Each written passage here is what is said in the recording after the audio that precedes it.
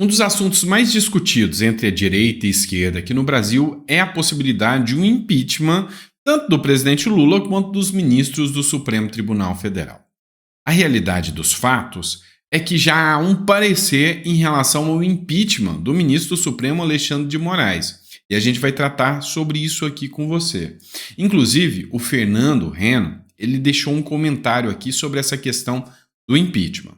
Eu falei que o Ciro Nogueira e o Silas Malafaia entraram em atrito. Um tá chamando o outro de figura execrável, o outro de prostituta e daí vai, né? Tá naquele nível da política brasileira.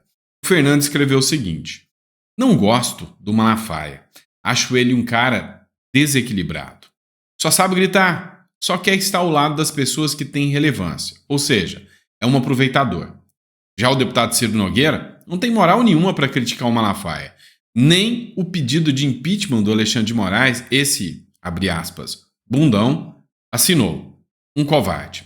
Foi o que disse o Fernando Reno. E aí você pode deixar o seu comentário sobre o que disse o Fernando Reno. Rolou uma treta, uma briga, né, entre o Ciro Nogueira e o Malafaia, porque o Ciro Nogueira saiu em defesa do Bolsonaro graças aos ataques que o Malafaia fez. Você deve lembrar que o Malafaia chamou o Bolsonaro de covarde, de um péssimo líder, que o Bolsonaro não tinha moral para ser líder. E o Ciro Nogueira falou que o Bolsonaro tem que parar de andar com essas companhias nefastas. Por outro lado, as pessoas questionaram e disseram que o Ciro Nogueira não tem moral nenhum para falar, porque nem o impeachment do Alexandre de Moraes ele defendeu. Deixe seu comentário, enquanto você deixa aí o like, curte, compartilha. E lembrando a você, nosso livro, Revolução contra o Sistema, está disponível para download. Aqui eu fiz um aparato geral de como o presidente El Salvador, Nayib Bukele, ele fez, né, para que lá em El Salvador o sistema conseguisse, né, tirasse o sistema do poder. E como isso pode ser feito aqui no Brasil. Então é só você fazer o download, vai pagar o valor que você achar justo, né? Você baixa e faz o Pix do valor que você acha justo. Fechou? Vamos lá, pessoal. É o seguinte, vamos entender o que está rolando. Será que já existe algum parecer? O Rodrigo Pacheco vai dar andamento, não vai dar andamento? Calma que o negócio não é bem assim. Quando um processo de impeachment é apresentado, ele passa pelo crivo do presidente do Senado. E o presidente do Senado vai dizer se isso vai ter andamento ou não. É o juízo de admissibilidade que isso aí chama. Tá, existe advogados e juristas como o Tiago Pavinato, né, você sabe muito bem quem é, muito conhecido, uma figura notória, ele tem uma tese de que não. Em momento algum, o regimento interno do Senado, ou a própria lei de impeachment, fala que é o presidente do Senado que vai definir se ele tem que aceitar ou não. Mas o entendimento majoritário é que sim, o presidente do Senado tem que aceitar. Mas para ele aceitar, ele vai se basear ainda em pareceres. E quem faz esse parecer? A Advocacia Geral do Senado. Tem também uma Advocacia Geral do Senado. E o detalhe que ninguém tinha percebido, a Advocacia Geral do Senado já deu um parecer sobre o impeachment do Alexandre de Moraes. Contrário. Advogado do Senado, que deu um parecer contra o impeachment do Alexandre de Moraes, é fundador de escritório de advocacia, com mais de 100 processos no STF. Na Casa Alta, desde 2011, Tomás Azevedo fundou o Lacerda Azevedo e Vilela e Fernandes Advogados, 6 anos depois, em 2016. O advogado, que deu o parecer contrário, falou que não há motivo, não tem relevância, não tem sustentação os argumentos que são utilizados pela oposição para o impeachment do Alexandre de Moraes. Segundo ele, isso não se sustenta. Não tem o porquê fazer um impeachment do Alexandre de Moraes que não há violação a crimes de responsabilidade. Então, o advogado-geral do Senado disse não para o impeachment do Alexandre de Moraes e, é óbvio, o Pacheco ele vai se basear muito, né, nessa decisão do advogado. Dificilmente ele vai contrário ao posicionamento jurídico do advogado. Tá, mas o que isso implica? Tem um questionamento muito grande aqui. Por quê? Há quem diga que a oposição vai entrar contra o advogado, falando que ele não poderia ter dado a decisão por conflito de interesses. O que diz é o seguinte: alguns advogados, como o próprio André Marsiglia, ele disse que, como ele é um servidor concursado do Senado, e salvo engano o salário dele é R$ 43.000, mais algumas regalias, ele não poderia, de forma alguma, participar da atividade privada, principalmente em contrassenso, né, em tribunais daqueles no qual ele mesmo pode dar o parecer. Ou seja, seria um conflito de interesses. Então, com base nessa situação, o André Marsiglia, que também é jurista, ele argumenta que esse laudo, né, esse parecer que foi dado pelo advogado do Senado, ele é viciado. Ele não poderia ter sido dado por ele por causa do conflito de interesses, porque ele tem processos dentro daquela mesma corte. Além dele, 3 outros sócios dele também, que também poderiam ser instados a dar um parecer igual, também fazem parte do mesmo escritório, que tem vários processos dentro do STF tramitando. Então, assim, hoje o que se vê é um aparelhamento muito grande desse processo do impeachment. Hoje o Pacheco dificilmente ele apostaria no impeachment do Alexandre de Moraes. Então, assim, é fato, é público e notório que hoje no sistema atual é quase impossível falar em impeachment do Alexandre de Moraes. O que se tem hoje como projeção da oposição, ou seja, os deputados que são alinhados ao Bolsonaro, que são de direita, é apostar numa eleição massiva do Senado. E aqui é onde entra o problema. O desespero deles é que, literalmente, em 2026 há essa possibilidade.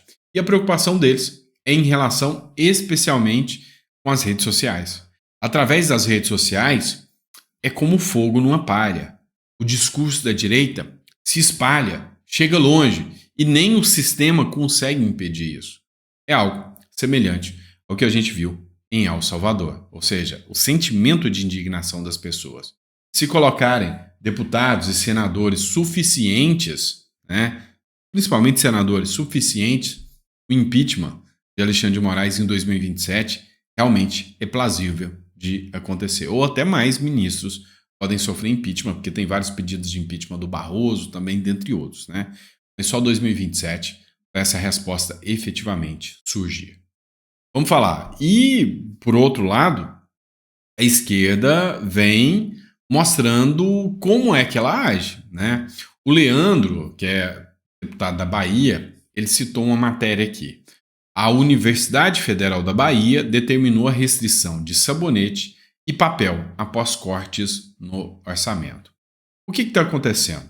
A universidade está numa situação tão complexa, que ela não está tendo dinheiro para nada. Os estudantes que tanto defenderam a saída do Bozo, do Bolsonaro, hoje amargam a possibilidade de não ter nem papel para limpar o bumbum. É absurdo, né? Os cortes no orçamento são gigantescos. Nunca se teve um governo que gastou tanto, fez tantos cortes, e alguns, vamos dizer assim, jumentos, né? Com perdão aos jumentos, continuam defendendo, né? Olha, é o governo da educação, é a pátria educadora. Cara, tá de brincadeira. Nós estamos num absurdo gasto. Só para você ter uma noção, eu vou mostrar para vocês o exemplo do rombo das estatais. Isso por causa da companheirada. Dá uma olhada. 2016, a última gestão da Dilma conseguiu ter um controle dos gastos. Mas está vendo o em vermelho aqui? Tá? Vou colocar aqui. Está vendo em vermelho aqui pequeno? Isso em vermelho 2013, 2014, 2015 e 2016 era o PT no poder. Era literalmente o PT no poder. Já em 2017, com a saída da Dilma, foi pela primeira vez que as estatais tiveram um sinal verde. Em 2018, com o Bolsonaro, em 2019, foi o recorde maior, 11,8 bilhões que já teve de lucro nas estatais. 2020 começa a pandemia, caiu, né, 3,6, 2021 2,9, 2022 recuperação da pandemia já 6,1 e aí entra 2023. Entra, né, a erva daninha e já cai para 2,3. Agora em 2024, 7,2. Espera para ver o resultado até 2026. Nós estamos todos lascados com a gestão petista. E aí tem gente que ainda fica aí, faz o L ainda. Fazer o L agora é só se tiver muita insanidade. Até a galera da esquerda tá pulando fora. O Ciro Gomes, cara, esse não nega, né? Ciro Gomes ignora as críticas lulistas, cita a corrupção e reforça o coro anti-PT. Não serei puxadinho do PT. Ciro Gomes quebrou o silêncio em meio às tensões do segundo turno das eleições de Fortaleza. Após manter-se sem se pronunciar enquanto o PDT se dividia entre o apoio de André Fernandes, que é do Bolsonaro, tá? Aliado de Bolsonaro, e ou a neutralidade, Ciro finalmente se posicionou com críticas duras ao PT e minimizando a aliança do PDT com a direita. Desde que uma ala do partido se voltou contra o lulopetismo no Ceará, militantes petistas passaram a atacar a cúpula pedetista, a Juventude Socialista do PDT. Inclusive, emitiu uma nota de repúdio no domingo, 11, condenando o apoio de pedetistas a André Fernandes. A nota defendeu o legado de Leonel Brizola: trabalhista não volta em bolsonarista. O trabalhismo deixa Bolsonaro inelegível, em alusão à ação que tirou Bolsonaro da disputa. Então, o Ciro Gomes, ele ficou ali, não, eu sou esquerda, socialista, e cá entre nós, o Ciro Gomes ainda é mais radical do que o Lula, viu? O Ciro Gomes é bem radical a esquerda dele. Então ele falou, não, André Fernandes eu não vou apoiar, mas que o Lula é corrupto, a turma do PT é corrupto, é ladrão, isso é o que afirmou o Ciro Gomes. Então, meu irmão, a coisa tá pesando para o governo PT, que está havendo um racha, e os próprios partidos da esquerda não querem nem beirar, não querem nem chegar perto da turma do PT. Seria o fim da dinastia PT que tanto saqueou o nosso país? Esperamos que sim, né? Esperamos que o melhor aconteça e o PT realmente seja, sabe, mais do que nunca exposto. Hoje, eu tenho certeza que você deve já conhecer alguém que fez o L e tá arrependido. Não tenho dúvidas disso, né? O que mais tem hoje é L arrependido por aí. E já que nós estamos falando do L, vamos falar do amigo do L, né? O Tribunal Supremo de Justiça da Venezuela rejeita pedido de revisão após reeleição de Maduro. Pois é, meu irmão. Tentaram reverter a situação, mas o Supremo Tribunal da Venezuela, esse já é do Maduro. Fazer o quê? O Tribunal Supremo de Justiça da Venezuela rejeitou um pedido de revisão feito por Henrique Marques, ex-candidato à presidência, que buscava anular a decisão que confirmou a reeleição de Nicolás Maduro nas eleições realizadas em 28 de julho. Marques, acompanhado por cerca de 20 dissidentes do chavismo, alegou que a confirmação da vitória de Maduro apresentava vícios de inconstitucionalidade. Em sua decisão, o STJ considerou inadmissível a solicitação de revisão constitucional e sustentou que a análise realizada confirmou a legitimidade dos resultados divulgados pelo Conselho Nacional Eleitoral, que apontaram Maduro como vencedor. A oposição, por sua vez, não aceitou esses números e defendeu que seu candidato Edmundo Gonçalves foi quem realmente venceu. Segundo dados do CNE, Marques e outros 7 candidatos somaram apenas 4,6% dos votos. No entanto, a oposição, com base em atas eleitorais que não foram divulgadas, argumentou que Marques teria obtido apenas 2,46% dos votos. Essa divergência dos números acirrou ainda mais a tensão política no país. Ou seja, todos os números da eleição da Venezuela foram viciados. Todos os números, até daqueles pequenos que mal apareceram no resultado, foram números viciados. Nunca se teve uma fraude tão escancarada, tão mau caráter como essa que aconteceu em relação ao Maduro. Mas o Supremo lá da Venezuela diz que é inquestionável. Não se pode sequer questionar a apuração dos votos e o pleito eleitoral venezuelano. Te lembra alguma coisa? Deixa no comentário se te lembra alguma coisa. E hoje, pessoal? Hoje, às 22 horas... vai ser sucesso de audiência. Talvez até umas 10 pessoas vão estar assistindo o debate entre Boulos e Nunes. Eu duvido muito que vai ter muita gente que vai perder tempo para ver um debate entre Boulos e Nunes.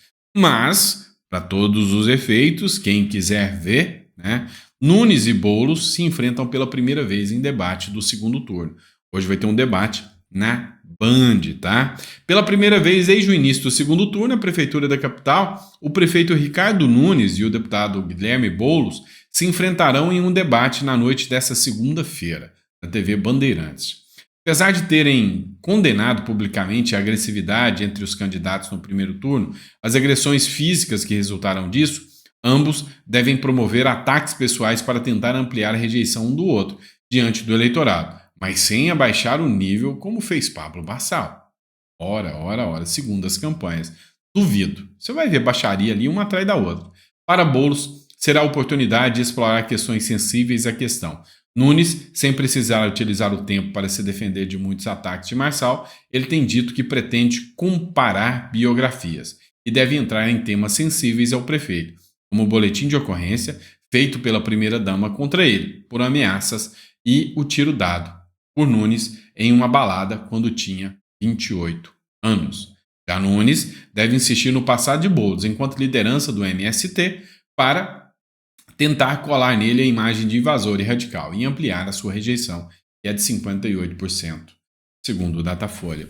Cara, a grande questão é a seguinte: olha, ninguém em sã consciência, tá? Aqui a gente tem que ser muito claro quanto a isso. Se você é de direita, ninguém, mas absolutamente ninguém, em sã consciência deveria, né, pelo menos é a minha visão, votar na esquerda. Votar na esquerda. Então, o Boulos é a esquerda assumida, a esquerda identitária e radical. Radical mesmo. Durante as eleições, ele passa para incautos que não conhecem de político a imagem de bom moço. Olha, eu sou um bom moço. Não, drogas, para mim, não quero saber disso.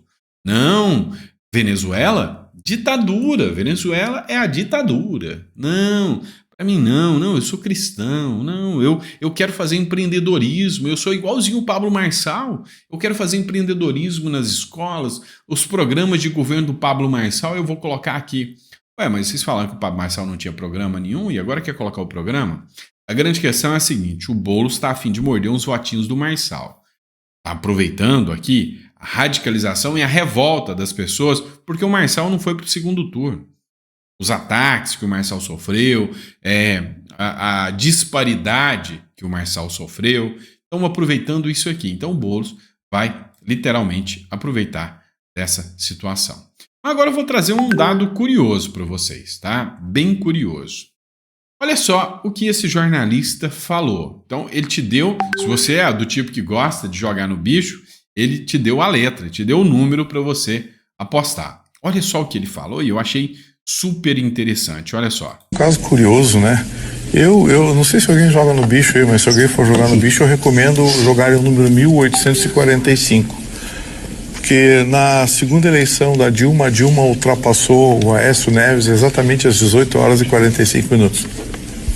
Na última eleição para presidente, o Lula ultrapassou o Bolsonaro exatamente às 18 horas e 45 minutos. Aquelas curvinhas que se cruzam, né? E ontem o Boulos ultrapassou o Pablo Marçal exatamente às 18 horas e 45 minutos. Essa é uma coincidência, mais uma coincidência aí para vocês avaliarem, mas quem joga no bicho é um número bacana, 1845. No caso...